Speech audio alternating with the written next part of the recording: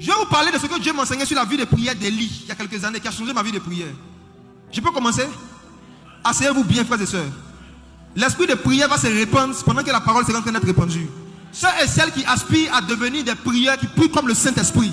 Je vous dis la vérité, écoutez la parole du Seigneur.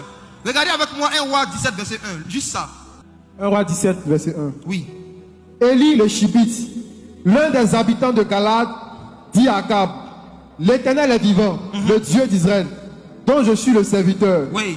Il n'y aura ces années-ci ni rosée ni pluie, sinon à ma parole. Voici. Élie, la première information qu'on nous donne sur lui, c'est qu'il était un Tishbite. Que signifie Tishbite? Tishbite en hébreu signifie captivité. Ça signifie captif, esclave. Et les historiens ont fait des recherches. Ils ont vu que cette ville n'existait pas sur la terre. Regardez dans le dictionnaire hébreu, Tishbite n'existait pas sur la terre. Personne ne sait dans l'histoire, dans toute l'histoire. Les gens ont cherché la trace d'un endroit qu'on appelait Tishbite, ils n'ont pas trouvé. Parce que Élie vivait sur la terre, mais il n'habitait pas dans la terre. Il habitait dans la captivité. Élie était sorti d'une atmosphère qu'on appelle Tishbite. C'est une atmosphère. Ce n'est pas une ville humaine. Élie était esclave de la prière. Élie passait sa vie à prier. Élie passait sa vie à prier. Il a prié, prié, prié. Et il a atteint un niveau où Dieu lui a dit, je peux maintenant t'utiliser pour ouvrir le ciel et pour fermer le ciel dans tout un pays.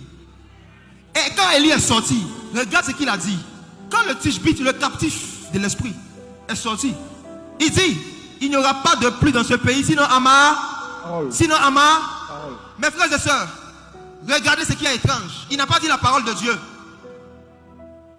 Il n'a pas dit que c'est la parole de Dieu qui va décider ce qui va se passer dans le pays. C'est la parole de qui? J'ai regardé dans l'hébreu le mot parole. Ce mot signifie converser. Ce mot signifie chanter. Ce mot signifie prier. Ce que Élie a dit aux Juifs, il n'y aura pas de pluie dans ce pays, sinon à ma vie de prière. Ce que vous allez vivre dans cette nation va dépendre de ma vie de prière. Et Jacques a confirmé ça dans Jacques chapitre 5, verset 17. Qu'est-ce qu'il a dit? Le Seigneur m'a dit qu'il va susciter ce soir des personnes dont la vie de prière va déterminer ce qui va se passer dans certains villages. Il n'y aura ni activité spirituelle, ni réunion, sinon à ta parole. Le Seigneur vient mener certains parmi vous, vous habitez dans les quartiers, vous allez dire aux sorciers de là-bas, il n'y aura plus de réunion ici, sinon à ma vie de prière. Si je n'ai plus de vie de prière, vous allez continuer à vous réunir dans les périmètres. Regardez, Jacques chapitre 5, verset 17. Élie était un homme de la même nature que nous. Il pria à instance pour qu'il ne plût point. Regardez, Jacques dit que la raison pour laquelle il n'a pas plu pendant 3 ans, c'est parce que Élie priait avec instance pour qu'il ne plût point. Cette information n'est pas dans 1 Roi 17. Si vous lisez 1 Roi 17, à aucun moment on nous dit que Élie a prié pour que la pluie ne tombe pas. On nous a dit qu'il a prié pour que la pluie tombe. Ça on nous a dit. Mais c'est des milliers d'années après que Jacques nous donne cette information. Je vous pose une question, comment il a su ça? Comment Jacques a su que le fait qu'il y avait la sécheresse en Israël, c'était causé par la vie de prière d'Élie? Comment il a su? Je vais vous dire quelque chose d'étrange.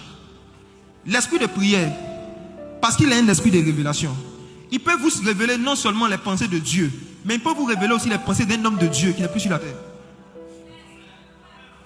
Si l'esprit de prière peut révéler la pensée de Dieu, révéler la pensée d'un homme, est-ce que c'est difficile?